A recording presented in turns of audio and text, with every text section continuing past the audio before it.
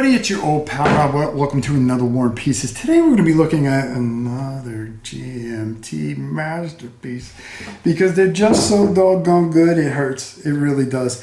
Plains Indian Wars. This just looks fantastic. This is just another great game. As you know, you're going to get the same GMT quality. Game designed by John Ponsek. I hope I didn't mess that up too much. But let's go down to the table and we're going to talk a little bit more about the solo variant than anything else, which is really fascinating. But I'm looking forward to playing the two-player with my son because he lives here now on the farm. And we are going to be bringing that to you soon. Let's go down to the table, take a look, and then we'll come back up and get my final thoughts. First thing I want to do is explain that we're still working on the lighting configuration. We haven't put up our blackout curtains yet. But I wanted to try to get this in here as best as I can and show you what is going on. First of all, what you're going to get in the bag, you're going to get these cubes, and they're going to represent different things. We'll get to that. You're going to get a series of different cards because this is where you're going to be playing from, and these are just beautiful. Look at Custer, Sheridan. The art's beautiful, and they are going to do different types of events and things throughout this game. Now, I really want to talk about you're going to have the northern tribes and the southern tribes, which we kind of got set up here. And then, of course, you know, those settlers that, you know, that you always want to attack and stuff like that.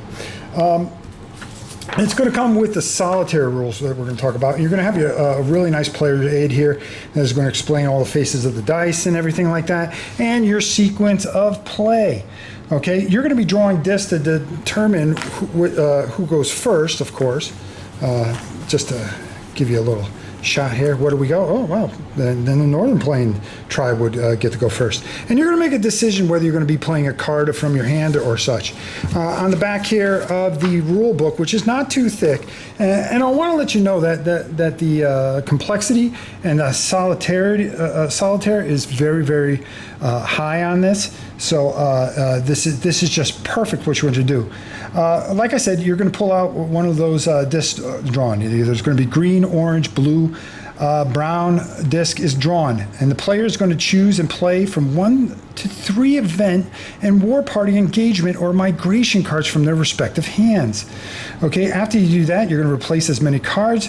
You're going to draw another disc and the other person's going to go.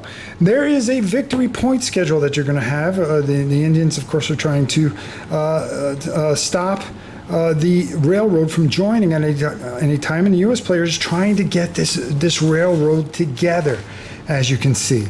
If you were playing in the two-player variant, there's also other things that different types of victory conditions and stuff like that, point values, and depending on that. The real thing I want to cover here is these solitary rules, which are just absolutely brilliant. And this was done by, I'm not even going to try to say his name, but we'll just zoom in here. You guys can see who said it. And I'm just not even going to try, but boy, this guy, brilliant, beautifully done. And of course, John did a fantastic job on this. The thing I like here is that when you play the variant 1 here, that you are going to try to, basically you are going to be playing the US, and the AI is going to be the Indian factions. And how you're going to play through, and the bot is just simply done, and they're going to be rolling dice, and they're going to be doing certain things. And it's going to give them certain abilities. So the randomness is very, very, very cool in how that works out. The other variant is playing scenarios, which I think is very, very interesting, and how all that works out. Cube limits, how you set up for each vineyard. There's Circle of the Wagons. The Circle of Wagons scenario 3. There's 2 combined. Grab your pickaxe. Custer's Revenge. There's all kinds of different scenarios that you're going to do, and how this flows together. I messed around with some of this, and it was absolutely glorious in how it works out, and I was really, really blown away at how well the solitaire works with it.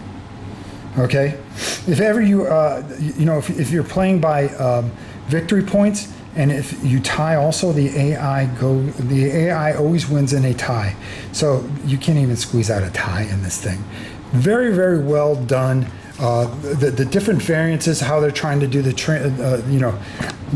transcontinental railroad, how that fits in there, very thematic. You're going to have this board is absolutely beautiful, of course, and your victory points, your casualties, how you score victory points, your ready boxes for each thing. So you have two sides if you're playing two-player. Your disc draw, so you can draw your disc and put them in sequential order. Just a lot of great things and some tremendous, beautiful Sitting Bull, right?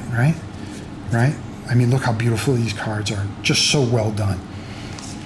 Another fantastic, glorious masterpiece from our friends at GMT. Let's go up top and get my final thoughts and some of the thoughts that I have for this great game from our friends at GMT and John Ponsack. Let's hope I said that right. Probably didn't. I butchered it. Let's head up top, get my final thoughts.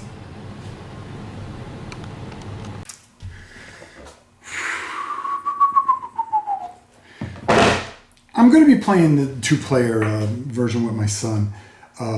So I really can't speak on that, but messing around with the solo version, this is glorious. This is smart. This is just beautiful on top of it, very thematic. There's such a great feel, building the railroad, it's kind of race against time a bit. If you're in the Indians, what you want to accomplish. If you're the cavalry, what you want to accomplish. Just well done. This is fantastic. This is what GMT does. They take and just take something and they find these guys.